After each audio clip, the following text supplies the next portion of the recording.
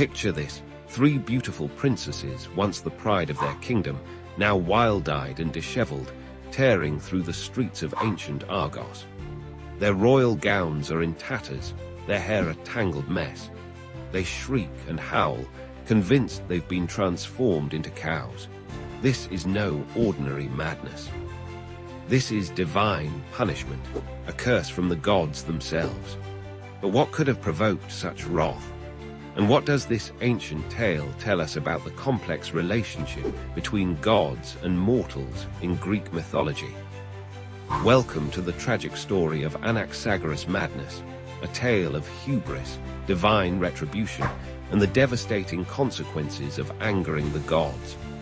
Our story begins in the sun-drenched kingdom of Argos, ruled by King Protus.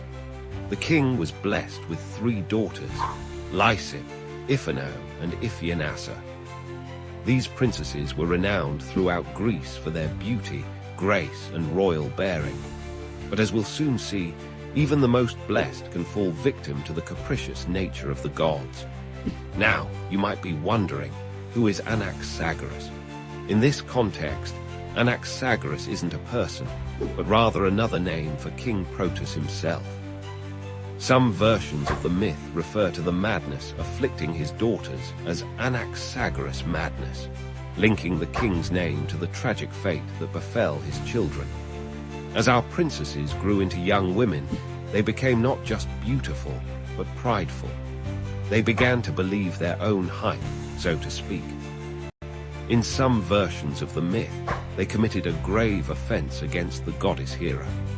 They dared to claim that their father's palace was more splendid than Hera's temple. In other tellings, they refused to participate in the worship of Dionysus, the god of wine and ecstasy. Now, if there's one consistent theme in Greek mythology, it's this: never, ever compare yourself favorably to the gods. It never ends well. The gods of Olympus were a jealous and vengeful lot, quick to anger and devastating in their punishments. And so it was with our unfortunate princesses. Hera, the queen of the gods, was furious at their disrespect.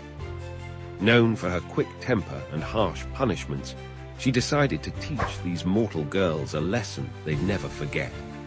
With a wave of her divine hand, she cast a curse of madness upon the 3 sisters.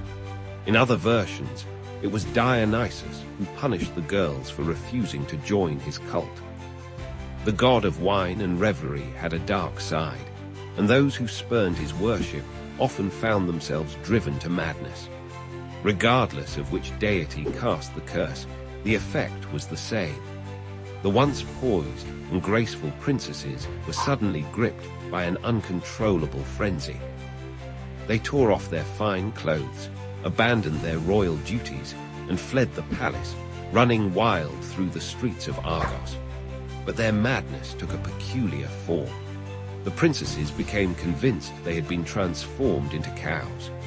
They began to moo and low, pawing at the ground and trying to graze on grass. They fled the city, roaming the countryside, terrifying the local farmers and wreaking havoc wherever they went. Imagine the shock and horror of the people of Argos. These were their princesses, the daughters of their king, now reduced to this pitiful state. The once proud King Protus was devastated. He watched helplessly as his beloved daughters lost their minds and their humanity. The madness of the princesses didn't just affect them. It spread like a contagion through the women of Argos. Soon, other women began to abandon their homes and families, joining the princesses in their wild rampage across the land. The kingdom was thrown into chaos. Protus was desperate to find a cure for his daughters. He sent word far and wide, seeking anyone who could break the divine curse.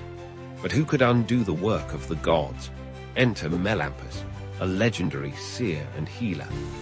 Melampus was known for his ability to understand the language of animals and his skill in purification rituals. When he heard of the plight of the princesses, he saw an opportunity.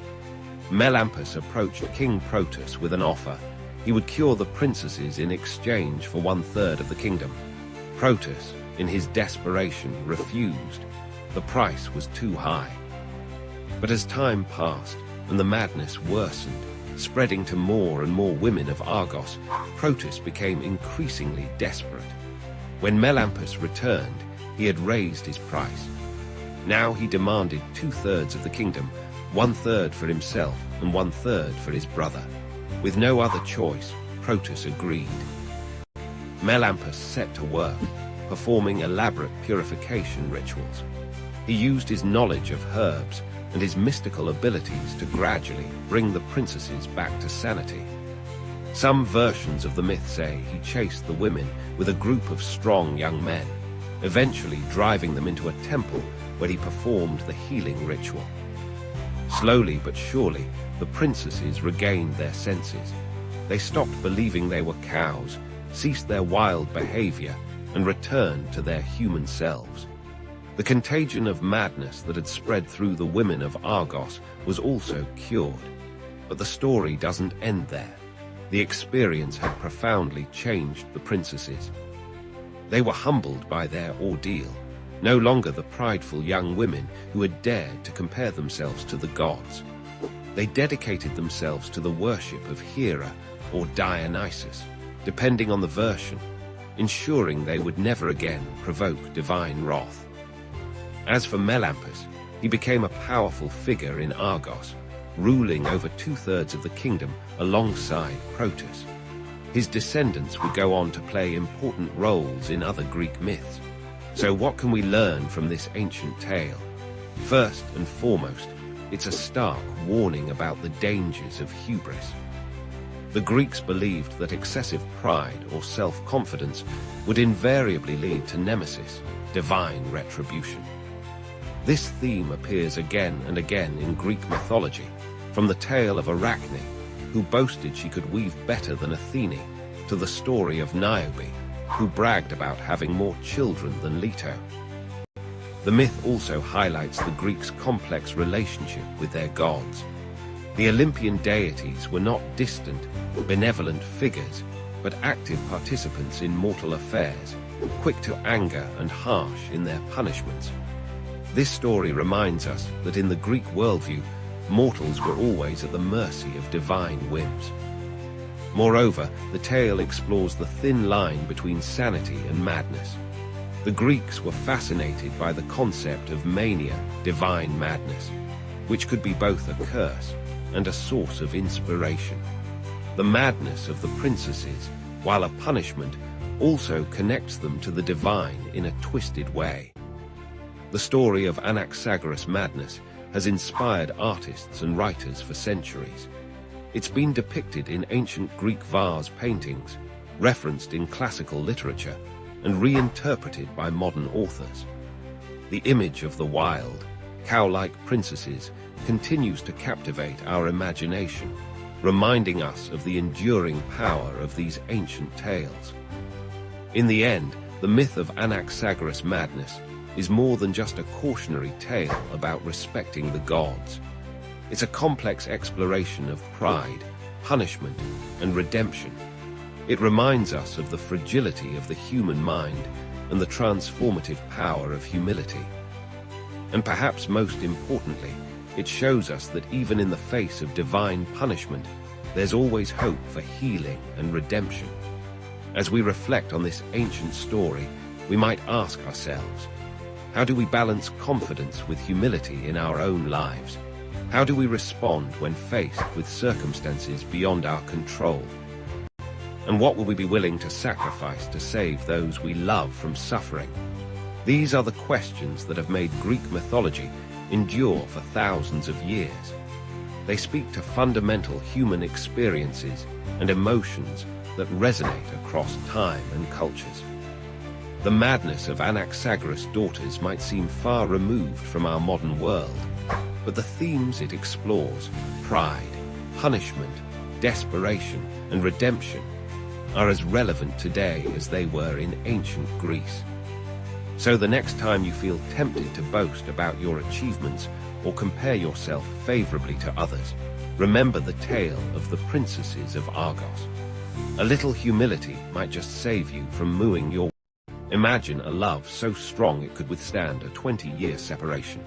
This is the tale of Penelope and Odysseus, a story of unwavering loyalty in the face of divine temptation.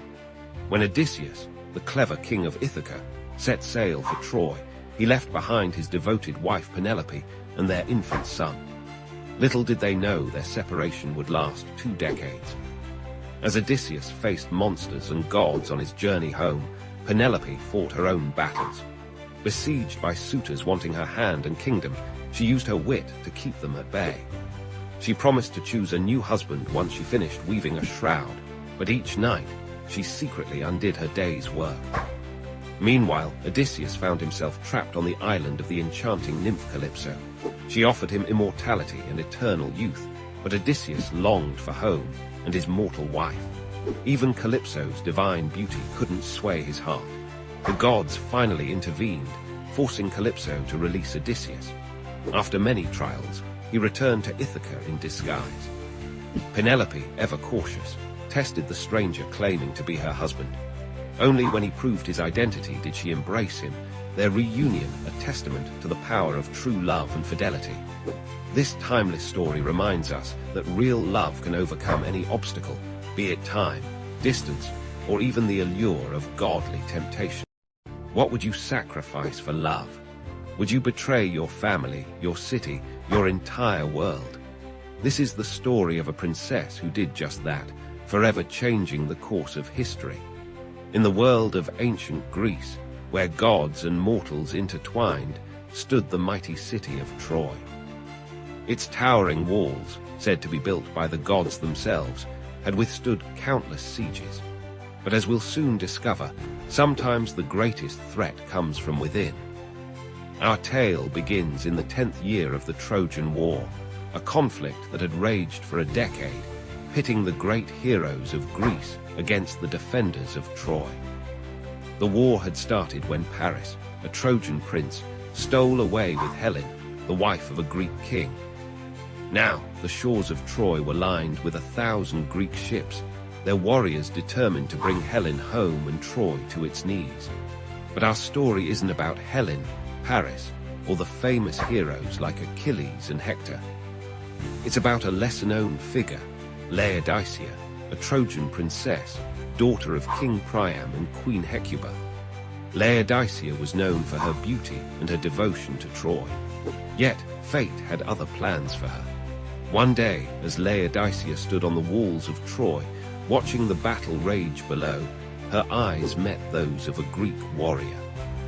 This was no ordinary soldier, but Achilles, son of Theseus, a hero in his own right. In that moment, something sparked between them, a connection that would soon blossom into a forbidden love. Despite the war that divided them, Laodicea and Achilles found ways to meet in secret. They shared stolen moments away from the prying eyes of both Trojans and Greeks. With each encounter, their love grew stronger, and so did Laodicea's in a conflict. On one side stood her loyalty to Troy, her family, and everything she had ever known. On the other, a love so powerful it seemed to transcend the bitter war around them. Laodicea was torn, caught between two worlds, two loyalties. As the war dragged on, the situation in Troy grew desperate. Food was scarce, morale was low, and the once impenetrable walls began to show signs of wear. The Greek army, led by the clever Odysseus, had come up with a new strategy, a giant wooden horse, presented as a gift to the Trojans. Most Trojans saw the horse as a sign of Greek surrender, a tribute to their endurance. But Laodicea knew better. In one of their secret meetings, Achilles had revealed the truth. The horse was a trap, filled with Greek warriors waiting to strike. Now, Laodicea faced the most difficult decision of her life. Should she warn her people, potentially saving Troy but losing Achilles forever? Or should she keep the secret, betraying her city for a chance at love and a new life in Greece? In the end, love won out. When night fell and the city slept, Laodicea made her way to the gates of Troy. With trembling hands, she unlocked them, allowing Achilles and his fellow Greeks to enter the city undetected. What followed was a night of terror and destruction. The Greeks poured out of the wooden horse, catching the Trojans completely off guard. The city that had stood for centuries fell in a single night. The screams of the dying and the roar of flames filled the air as Troy burned. Laodicea watched in horror as her home crumbled around her. The full weight of her decision crashed down upon her. She had saved her love, but at what cost? Her family, her people, everything she had ever known was being destroyed before her eyes. In the chaos of the falling city, Laodicea and Achilles managed to escape. They boarded a Greek ship, setting sail for a new life together. But as Troy faded into the distance, shrouded in smoke and flame, Laodicea was haunted by the consequences of her actions. The story of Laodicea and the fall of Troy raises profound questions about the nature of love, loyalty, and the choices we make. Was Laodicea right to follow her heart, even at the cost of her city's destruction?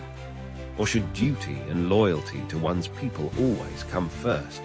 These are not just questions for the ancient world. Even today, we often find ourselves torn between conflicting loyalties, between love and duty, between personal desires and societal expectations. Laodicea's tale reminds us that our choices, especially in matters of the heart, can have far-reaching consequences. The fall of Troy marked the end of an era in Greek mythology. It was a pivotal moment that spawned countless other stories: the wanderings of Odysseus, the tragedy of Agamemnon, the founding of Rome by Aeneas. And at the heart of it all was Laodicea's fateful decision. In the years that followed, Laodicea's story was told and retold. Some portrayed her as a tragic heroine, torn between love and duty. Others saw her as a cautionary tale about the dangers of betrayal. Greek playwrights and poets would revisit her story, exploring the complexities of her choice and its aftermath. The tale of Laodicea and the fall of Troy has echoed through the centuries, inspiring artists, writers, and thinkers. It has been depicted in ancient pottery, Renaissance paintings, and modern literature. The image of Troy burning, with Laodicea and Achilles fleeing by ship, has become an enduring symbol of love's power to both create and destroy.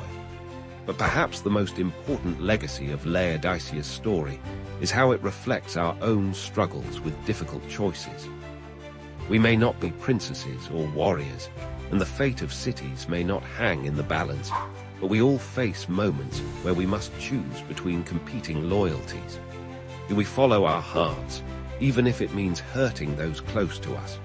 Do we prioritize our own happiness over our obligations to others? These are questions that Laodicea grappled with, and they are questions that we still grapple with today. In the end, the story of Laodicea opening the gates of Troy is more than just a tale from Greek mythology. It's a reflection on the human condition, on the choices we make, and the prices we pay for them. It reminds us that love, while powerful and often beautiful, can also lead to devastating consequences. As we reflect on Laodicea's choice, we're invited to consider our own lives. What would we do in her position? What are we willing to sacrifice for love? And how do we balance our personal desires with our responsibilities to others? These are not easy questions to answer, but by exploring stories like Laodicea's, we gain insights into our own nature. We see the complexity of human emotions, the weight of our decisions, and the far-reaching impacts of our actions.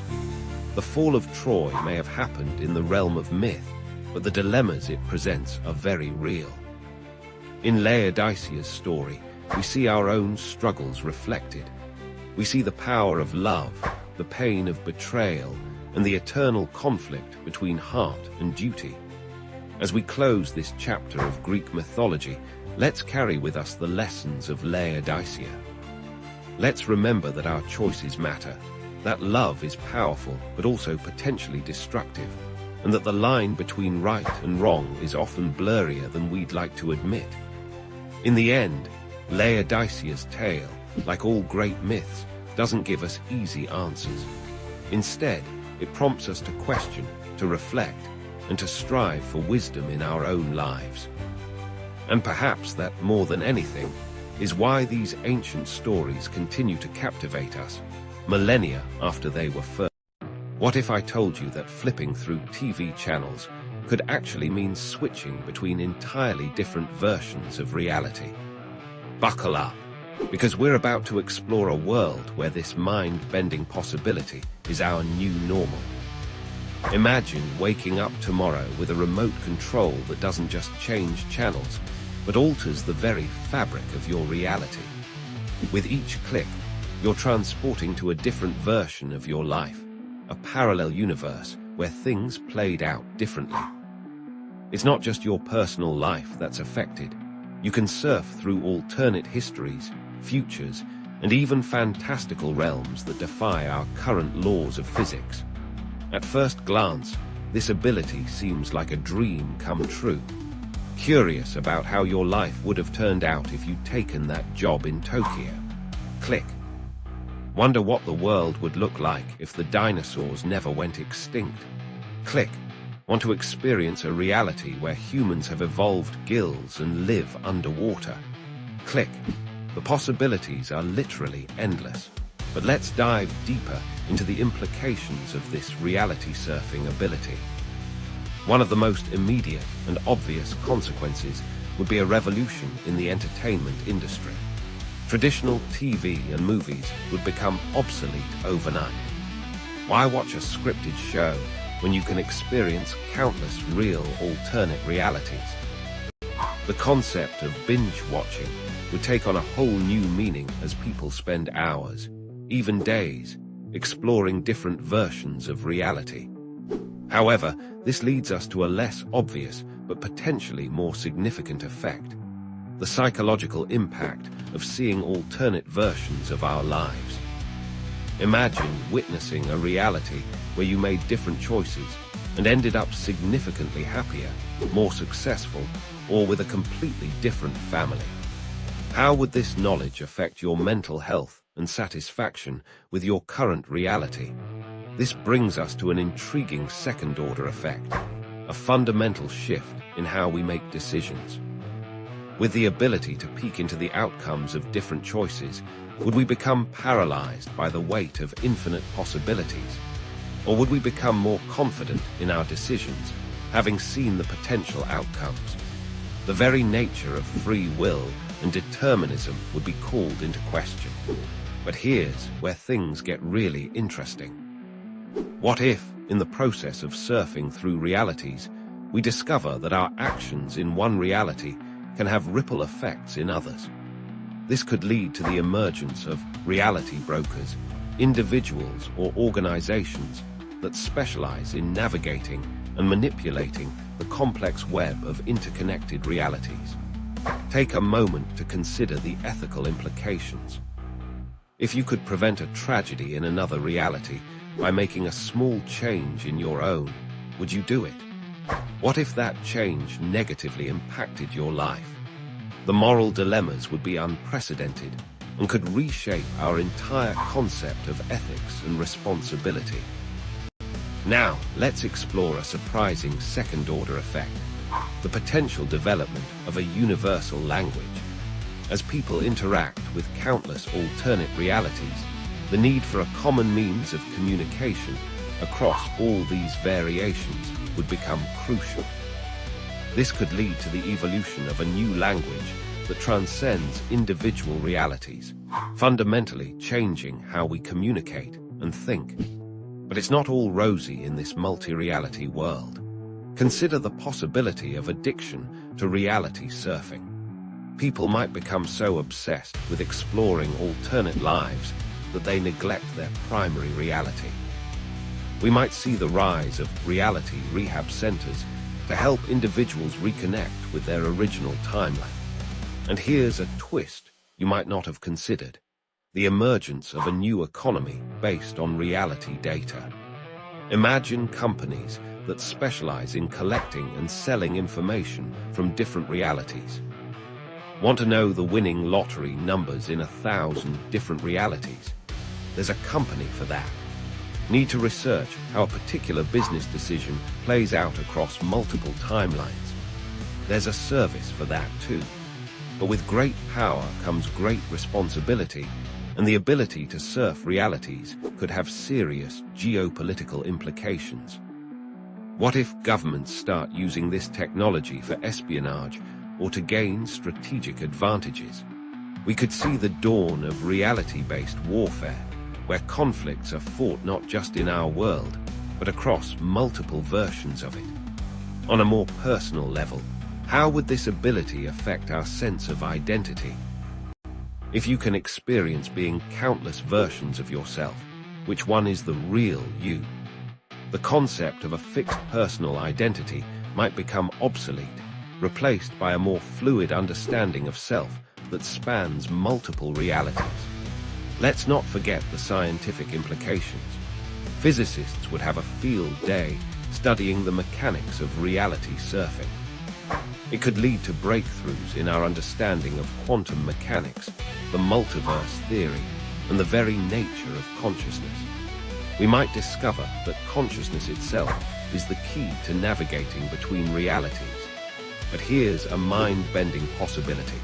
What if we discover that our reality is just one channel that someone else is surfing through?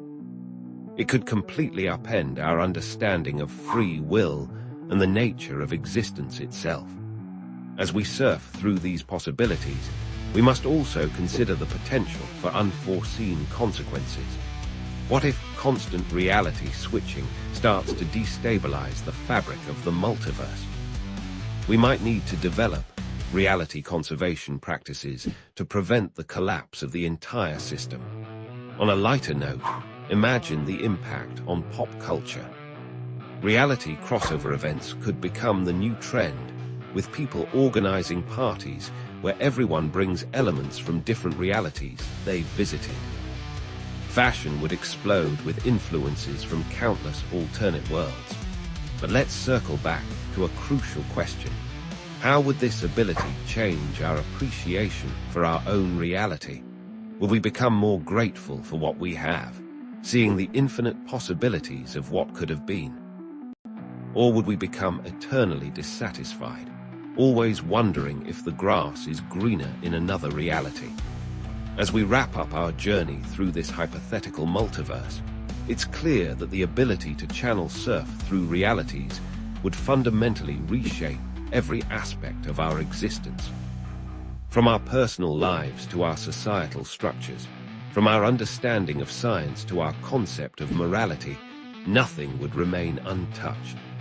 So the next time you pick up your TV remote, take a moment to appreciate the simplicity of just changing channels. Because in a world where each click could transport you to a different reality, the simple act of watching TV would never be the same again. And here's a final thought to keep you up at night.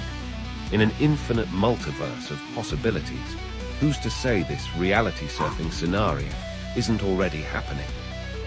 Maybe, just maybe, you're already unknowingly surfing through realities. The question is, which channel are you on? Have you ever wondered why life seems harder now than in the good old days? Greek mythology has an answer. Picture this, a world of perpetual spring where humans lived among the gods. This was the golden age, created by Cronus. People knew neither toil nor sorrow, living in perfect harmony, but nothing lasts forever.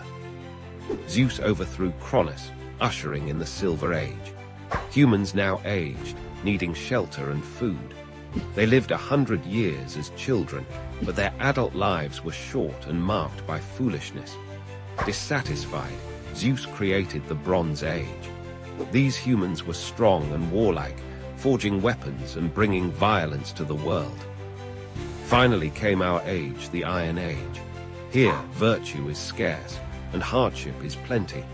We must work constantly to survive, facing disease, war, and famine.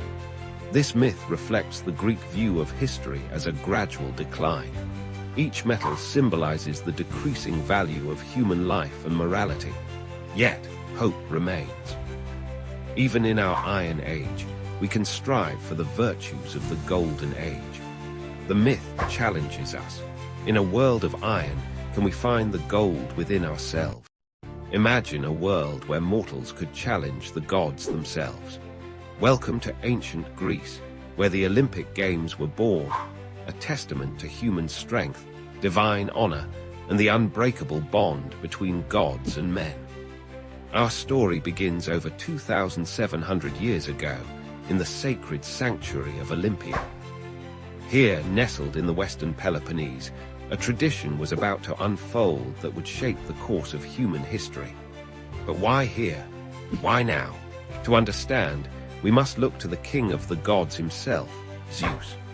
Zeus, lord of the sky and ruler of Mount Olympus, was revered above all others in the Greek pantheon. His power was unmatched, his wisdom unparalleled, and it was in his honor that the first Olympic Games were held. Legend has it that Zeus once wrestled his own father, Cronus, for control of the universe. Their epic battle shook the foundations of the earth, and when Zeus emerged victorious, he established his reign over gods and mortals alike. This triumph became the inspiration for the games that would bear his name. But the Olympics weren't just about honoring Zeus. They were a way for mortals to prove their worth, to push the boundaries of human potential, and perhaps, for a fleeting moment, to touch the divine. Picture the scene. A hot summer day in 776 BCE. The air is thick with anticipation as athletes from all over Greece gather in Olympia. They've trained for years, honing their bodies and minds for this moment. Among them stands Korobos, a humble cook from the nearby city of Elis. Little does he know, he's about to make history. As the games begin, a hush falls over the crowd. The first event is announced, a foot race, a single sprint across the stadium. Korobos takes his place at the starting line, his heart pounding in his chest. The signal is given, and he explodes into action. His feet barely touch the ground as he flies across the dusty track. The world around him blurs, and for those few precious seconds, Korobos feels the power of the gods coursing through his veins. He crosses the finish line first, becoming the very first Olympic champion in recorded history. But this was just the beginning. Over the next 5 days, athletes would compete in a variety of events, each designed to showcase different aspects of human excellence. There was wrestling, where competitors grappled in the scorching sun, their bodies slick with olive oil. The discus throw, where athletes launched a heavy stone disc, aiming for distance and precision. And the long jump, where competitors leapt with weights in their hands, defying gravity itself. Yet the most prestigious event was the pentathlon, a grueling test of all-around athletic ability. It combined running, jumping, wrestling, discus throwing, and javelin throwing. The winner of this event was considered the ultimate athlete, a mortal who had achieved a level of perfection worthy of the gods themselves. As the games progressed, something remarkable happened. The competition transcended mere physical prowess. It became a celebration of the human spirit, a showcase of determination, discipline, and the relentless pursuit of excellence. But the Olympics were more than just a sporting event. They were a sacred ritual, a time when all of Greece came together in peace. During the Games, a sacred truce was declared. Wars were suspended, and athletes could travel safely to Olympia. This Olympic peace was so revered that it was said even the gods observed it. The Games were also a time of great cultural exchange. Poets recited epic tales of heroes and gods. Philosophers engaged in heated debates about the nature of existence. Artists created stunning sculptures and paintings, capturing the beauty and power of the human form. The Olympics became a melting pot of ideas, a crucible where Greek culture was forged and refined. As night fell on the final day of the Games, the victors were crowned. But they didn't receive gold medals or cash prizes. Instead, they were adorned with olive wreaths, cut from the sacred trees of Zeus himself. These simple crowns were worth more than any treasure, for they symbolized divine favor and immortal glory. The impact of the Olympic Games extended far beyond the borders of Greece. As the tradition grew, it spread throughout the ancient world. The Games became a model for other athletic competitions, inspiring similar events in Rome, Egypt, and beyond. But perhaps the most enduring legacy of the ancient Olympics is the ideal they represent. The Games embodied the Greek concept of arete, the pursuit of excellence in all aspects of life. This philosophy wasn't just about winning, it was about becoming the best version of oneself, physically, mentally, and morally. The ancient Olympics continued for nearly 12 centuries, surviving wars, political upheavals, and the rise and fall of empires. They were finally abolished in 393 CE by the Roman Emperor Theodosius I, who saw them as a pagan ritual incompatible with Christian beliefs. Yet the spirit of the Olympics refused to die. It lay dormant for centuries, waiting for the right moment to resurface. That moment came in 1896, when the modern Olympic Games were born. Inspired by the ancient tradition, these new games sought to recapture the glory and ideals of their predecessors. Today, the Olympic Games continue to captivate the world. Every 4 years, athletes from across the globe come together, just as they did in ancient Olympia. They compete not just for medals, but for the chance to write their names in the annals of history, to join the ranks of heroes who have pushed the limits of human achievement. As we watch modern Olympians perform seemingly impossible feats, we're connected to those ancient Greeks who first gathered to honor Zeus. We're reminded that the human spirit is capable of incredible things, that with dedication and perseverance, we can all touch the divine. The story of the first Olympic Games is more than just a tale from Greek mythology. It's a testament to the enduring power of human ambition, the unifying force of friendly competition, and the timeless quest for excellence. It reminds us that even in our modern world, we're not so different from those ancient athletes who stood in the shadow of Mount Olympus, reaching for the sky. So the next time you watch the Olympics, remember Korobos and his fellow athletes. Remember the sacred olive groves of Zeus and the hallowed grounds of Olympia. For in those moments of sporting brilliance, we're not just witnessing a competition, we're participating in a tradition that has shaped human civilization for nearly 3 millennia. The Olympic flame continues to burn brightly, a beacon of hope and inspiration for all humanity. It challenges us to be faster, higher, and stronger, not just in sports, but in all aspects of our lives. And in doing so, it keeps alive the spirit of those first games, where mortals dared to compete in. Imagine being offered eternal life, youth, and the love of a goddess. Now imagine turning it all down. Sounds crazy, right? But that's exactly what one of ancient Greece's greatest heroes did. This is the story of Odysseus and Calypso, a tale of temptation, loyalty, and the power of home. Our story begins on the shores of a mystical island called Ogygia, hidden somewhere in the vast expanse of the Mediterranean Sea. It's here that we find our hero, Odysseus, legendary king of Ithaca and veteran of the Trojan War. But he's not the triumphant warrior you might expect. Instead, he's a shipwrecked sailor, the lone survivor of yet another disaster in his long and troubled journey home.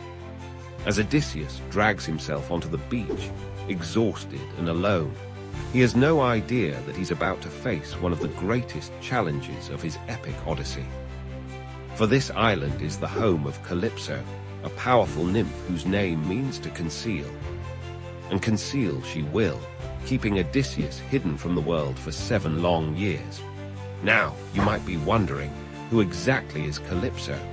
In Greek mythology, she's the daughter of the Titan Atlas, forced to hold up the sky for eternity. Calypso is a complex figure, part goddess, part nymph, with the power to enchant mortals and even grant immortality. She's beautiful beyond compare, with a voice so sweet it could make the birds stop singing to listen. When Calypso finds Odysseus on her shore, she's immediately smitten. Here, at last, is a companion to share her isolated existence.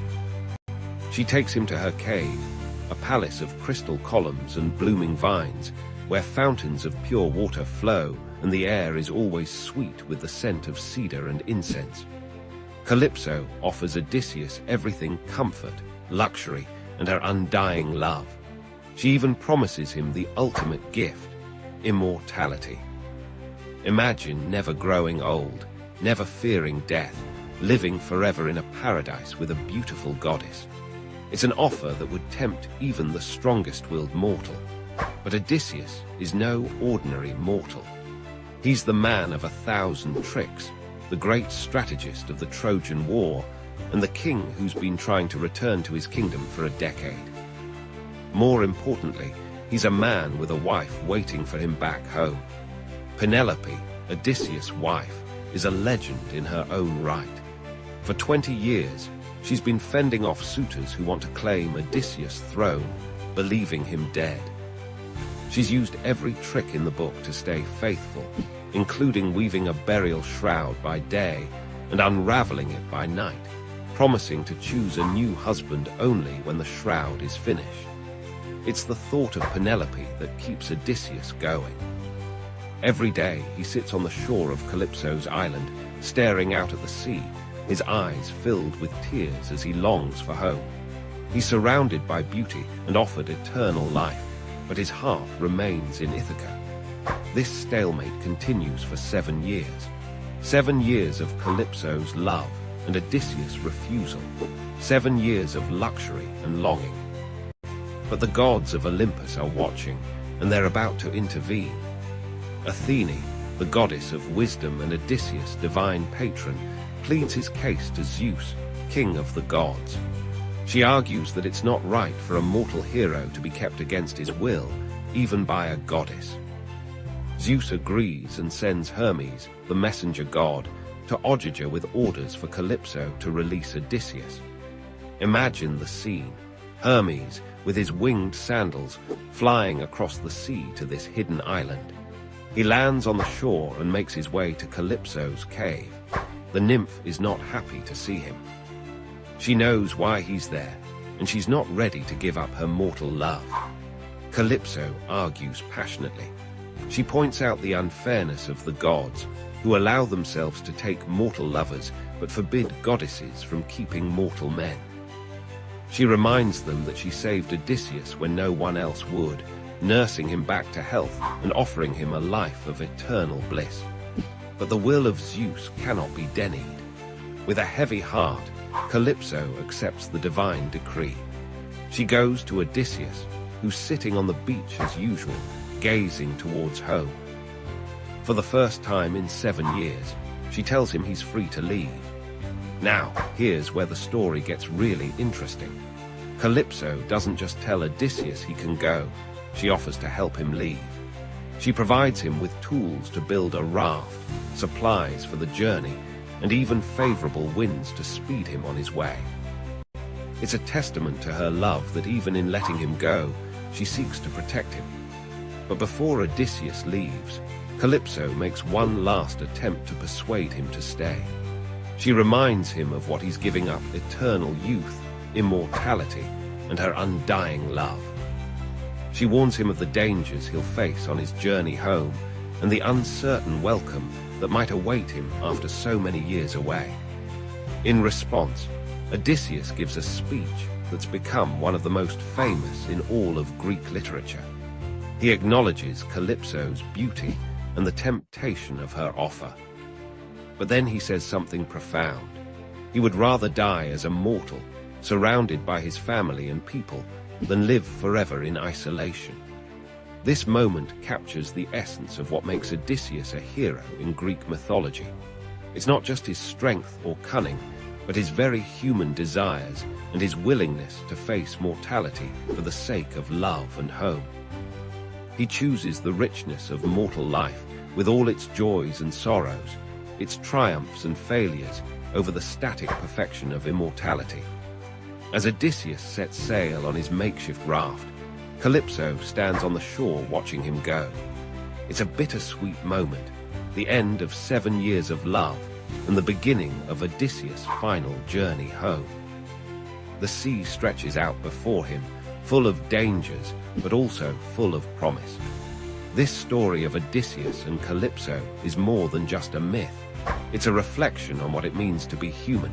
It asks us to consider what we value most in life. Is it comfort and security? Or is it the connections we make with others, the sense of belonging to a place and a people?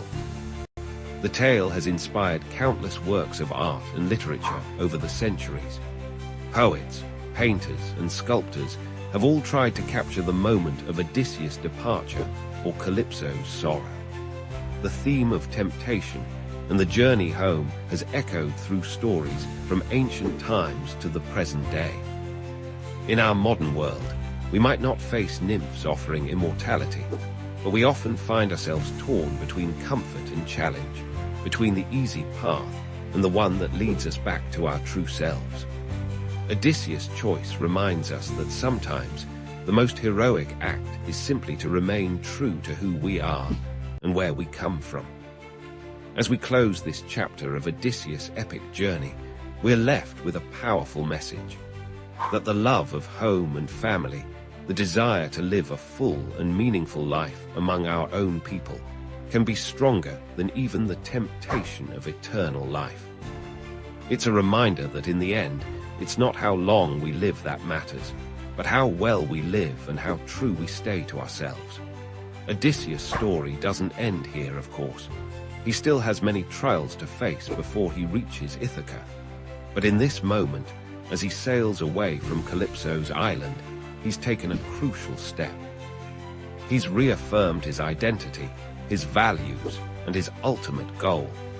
And in doing so, he's shown us all what it truly means to be a hero. What if the entire universe existed within a single grain of sand? This mind-bending concept isn't just a flight of fancy, but a glimpse into the profound wisdom of ancient Hindu philosophy.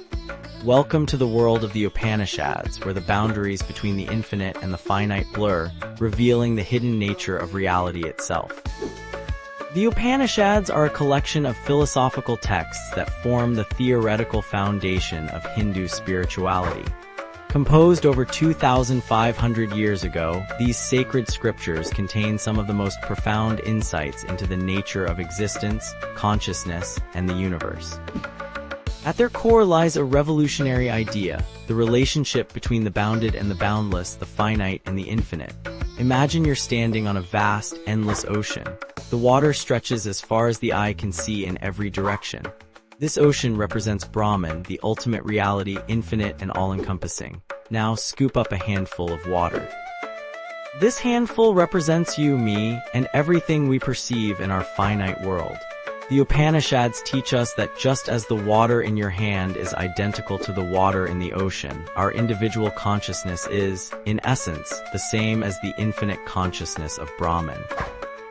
This concept is encapsulated in one of the most famous Upanishadic statements, Tat Tvamasi, or that thou art. It means that your true self, your innermost essence, is one with the ultimate reality of the universe. It's a profound declaration of unity, suggesting that the divine is not something external or separate from us, but the very core of our being. But how can we, limited beings, comprehend the infinite? The Upanishads offer us a beautiful analogy. Picture a pot made of clay. The pot has a distinct shape, size, and purpose. It's finite and bounded, but what is it made of? Clay. The clay exists before the pot, gives the pot its form, and remains after the pot is broken. In this analogy, the clay represents Brahman, the infinite reality, while the pot represents all finite forms and beings in the universe. This brings us to another key teaching of the Upanishads, the concept of Maya, or illusion. Maya is what makes us perceive the world as separate, distinct entities rather than as manifestations of the same underlying reality. It's like watching a movie and getting so engrossed that you forget you're looking at a flat screen. The characters and events seem real and separate, but they're all projections of the same light source. The Upanishads don't just present these ideas as abstract philosophy.